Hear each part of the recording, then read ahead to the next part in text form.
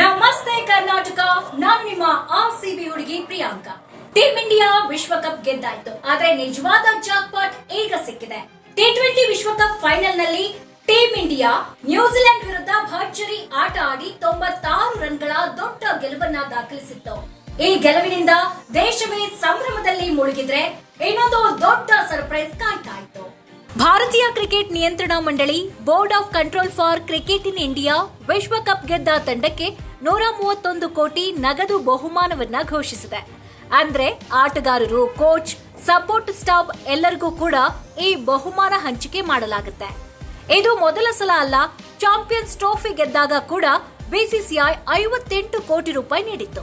ಅದೇ ರೀತಿ 2024ರ ICC men's T20 world cup ಗೆದ್ದ ಭಾರತ ತಂಡಕ್ಕೆ 125 ಕೋಟಿ ರೂಪಾಯಿ ಬಹುಮಾನ ಸಿಕ್ಕಿತ್ತು. ಆದ್ರೆ ಈಗ ವಿಶ್ವಕಪ್ ಗೆದ್ದ ಟೀಮ್ ಇಂಡಿಯಾಗೆ ಬರೋಬ್ಬರಿ 131 ಕೋಟಿ ರೂಪಾಯಿ ಬಹುಮಾನ.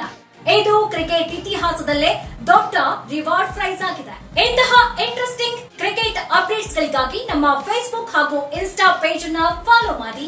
ಹಾಗೆ ನಮ್ಮ ಕ್ರಿಕ್ ಇನ್ಸೈಡ್ ಯೂಟ್ಯೂಬ್ ಚಾನೆಲ್ ಸಬ್ಸ್ಕ್ರೈಬ್ ಮಾಡೋದನ್ನ ಮರಿಬೇಡಿ. ನಾನು ನಿಮ್ಮ RCB ಹುಡುಗಿ ಪ್ರಿಯಾಂಕಾ.